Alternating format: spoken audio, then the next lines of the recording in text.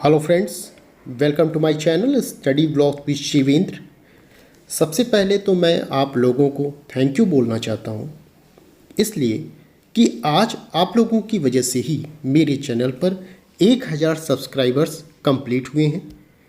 यदि आप लोग ही ना होते तो 1000 कौन कहे, एक सब्सक्राइबर भी ना हो पाता। बस इसी तरह आप लोग मेरे वीडियो को प्यार देते रहें और इसी तरह सब्सक्राइबर्स बढ़ाते रहें। दोबारा फिर से आप लोगों को बहुत बहुत बहुत धन्यवाद। ठीक है, चलिए अब थोड़ा पढ़ भी लिया जाए। ठीक है, चलिए तो आज हम लोग को क्या पढ़ना है? भागवत धर्म। ठीक है, इससे पहले हम लोगों ने कौन कौन से धर्म पढ़ लिए? हमने बौद्ध धर्म पढ़ा है, फिर क्या पढ़ा हमने? फिर जैन धर्म हमने पढ़ा। आज हमें पढ़ना है भागवत धर्म। यदि पिछली वीडियो आपने न देखी हो तो प्लीज़ आप मेरे प्लेलिस्ट में जाएंगे, वहाँ सभी वीडियो आपको एक लाइन से मिल जाएगी, या मेरे डिस्क्रिप्शन में भी मैंने लिंक दिया हुआ है, वहाँ भी हिस्ट्री की वीडियो आपको मिल जाएगी। इसके साथ ही साथ आप मेरे टेलीग्राम चैनल को भी ज़रूर ज्वाइन कर लीजिए। टेलीग्राम चैनल का लिंक मैंने डिस्क्रिप्शन में दिया है और टेलीग्राम चैनल का नाम मेरे है शिवेंद्र लॉ एकेडमी। ठीक है, इसको सर्च करेंगे तो चैनल आपके सामने आ जाएगा। चलिए भागवत धर्म देखते हैं क्या है इसमें।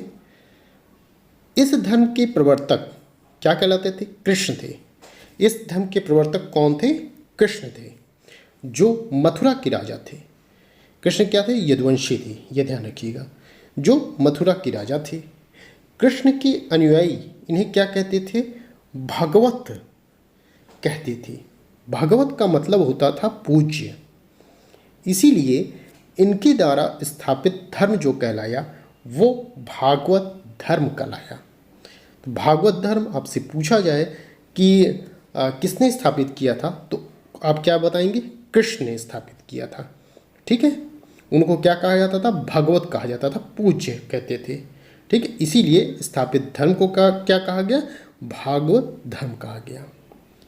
महाभारत काल में जब कृष्ण का उल्लेख विष्णु के रूप में किया जाने लगा तो इसी भागवत धर्म का नाम बदलकर क्या कर दिया गया?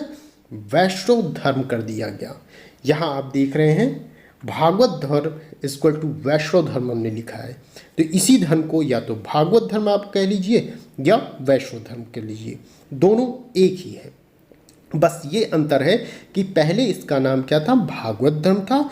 जब महाभारत शुरू हुआ तो उस समय इसका नाम चेंज होकर क्या हो गया? वैष्णव धर्म हो गया। ठीक है, अब इस धर्म से संबंधित जो मोस्ट इम्पॉर्टेंट आपके पॉइंट्स हैं उनको देख लेते हैं।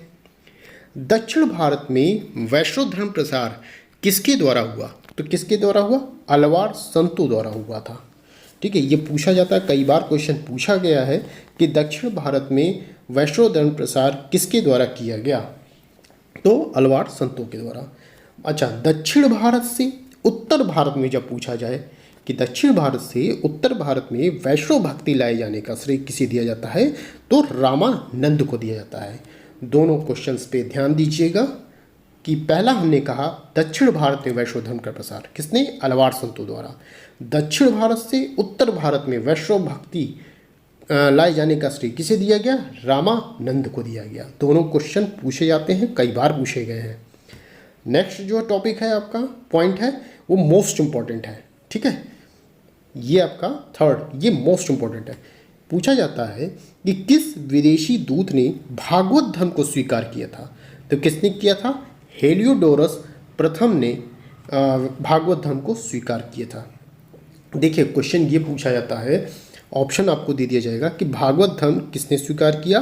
हेलियोडोरस प्रथम, हेलियोडोरस द्वितीय, हेलियोडोरस तृतीय। तो आपको याद होना चाहिए कि हेलियोडोरस प्रथम ने भागवत धर्म को स्वीकार किया था।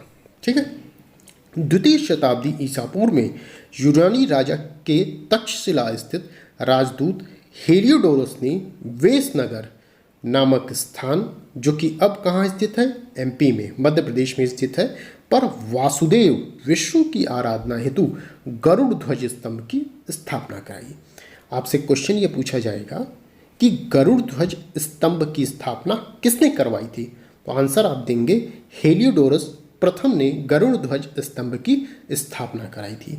या नेक्स्ट क्वेश्चन आपसे ये पूछा जा सकता है कि किसकी आराधना हेतु गरुड़ ध्वज स्तंभ की स्थापना की गई थी? तो किसकी आराधना हेतु? वासुदेव, जिन्हें विष्णु कहा जाता है, उनकी आराधना हेतु गरुड़ ध्वज स्तंभ की स्थापना की गई थी। राष्ट्रकूट नरेश दंतेदुरु द्वारा एलोरा में दशावतार मंदिर की स्थापना की गई थी। क्वेश्चन आपसे पूछा जाएगा दशावतार मंदिर की स्थापना किसके द्वारा की गई थी? तो आप बताएंगे राष्ट्रकूट नरेश दंतेदुर्ग द्वारा दशावतार मंदिर की स्थापना की गई थी। कहाँ की गई थी? एलोरा में की गई थी। एलोरा कहाँ है? महाराष्ट्र में है। ठीक है, तो ये इस तरह से क्वेश्चन पूछा जा सकता है आपसे। तो जो पढ़िए उसको आप खुद क्वेश्चन में कन्वर्ट कर लीजिए कि क्या पूछा जा सकता है आपसे। ठीक है, चलिए नेक्स्ट देखते हैं। अवतारवाद का सबसे पहले उल्लेख कहाँ मिलता है? तो अवतारवाद का सबसे पहले उल्लेख भगवत गीता में मिलता है। कहाँ पर? भगवत गीता में। चैतन्य महाप्रभु किस संप्रदाय से संबंधित हैं? ये कई बार क्वेश्चन पूछा गया है, तो इसको ध्यान से पढ़ लीजिए। चैतन्य महाप्रभु जो हैं ये वैष्णव संप्रदाय से संबंधित हैं। ठीक, नेक्स्ट पॉइंट है कोणार्क का सूर्य मंदिर किसने बनवाया था? Most important. तो कोणार्क का सूर्य मंदिर जो है ये नरसिंह देव वर्मन प्रथम ने बनवाया था। देखिए यहाँ भी प्रथम है, तो जब जब प्रथम आए तो उस पर ध्यान दीजिएगा, कहाँ प्रथम है कहाँ सेकंड है। तो नरसिंह देव वर्मन प्रथम है, ऑप्शन आपका रहेगा नरसिंह देव वर्मन प्रथम, द्वितीय, तृतीय, ऐसे करके रहेगा। एग्जामिनर जो है आपको कंफ्यूज करना चाहता है, इसलिए जो आप पढ़ें वो क्लियर रहे आपका। तो कोणार्क का सूर्य मंदिर नरसिंह देव वर्मन प्रथम ने बनवाया था। नेक्स्ट पॉइंट है मेगस्थनीज ने कृष्ण को क्या कहा है? हेराक्लीस कहा था। क्वेश्चन पूछा जाता है मेगस्थनीज ने कृष्ण को क्या कहा था? तो क्या कहा था? हेराक्लीस कहा था। या इस तरह भी क्वेश्चन बन सकता है कि कृष्ण को हेराक्लीस किसने कहा था? तो आप बताएंगे मेगस्थनीज ने कहा था। ठीक है, किसने? मेगस्थनीज ने कहा था। चलिए नेक्स्ट देखते हैं पॉइंट। हेलियोडोरस कहाँ का निवासी था? तक्षशिला का निवासी था। ठीक है, नेक्स्ट पॉइंट है भागवत संप्रदाय में भक्ति के रूपों की संख्या कितनी है? तो भागवत संप्रदाय में भक्ति के रूपों की संख्या 9 है, इसको याद रखिएगा। एंड लास्ट आपका पॉइंट है शाह मोहम्मद गौस ने कृष्ण को किसके रूप में माना था? तो आप बताएंगे शाह मोहम्मद गौस ने कृष्ण को औलिया के रूप में माना था। ठीक है, तो ये आपका पॉइंट समाप्त हुआ भागवत धर्म से संबंधित। ठीक है, ये थोड़ा छोटा था तो एक ही पढ़िए, एक दिन में ज़्यादा सफिशिएंट है। आपको यदि नोट्स बनाने होंगे तो ज़रूर आप बना लीजिएगा ऐसे। तो ये आपका एक धर्म, आपका भागवत धर्म यहाँ पे समाप्त हुआ। नेक्स्ट हम लोग पढ़ेंगे अब शैव धर्म। ये धर्म में लास्ट आपका शैव धर्म रहेगा। ठीक है, इसको हम लोग नेक्स्ट वीडियो में देखेंगे, कवर करेंगे। यहाँ तक यदि वीडियो आपको पसंद आई हो तो प्लीज़ वीडियो को लाइक, शेयर एंड सब्सक्राइब कर दीजिएगा। और इसके साथ ही साथ टेलीग्राम चैनल को जरूर सब्सक्राइब कर लीजिएगा। ठीक है, क्योंकि कोई भी वीडियो, कोई भी आपका नोटिफिकेशन देना होता है या कोई नई न्यूज़ देनी होती है, मैं टेलीग्राम चैनल पे ही डालता हूँ।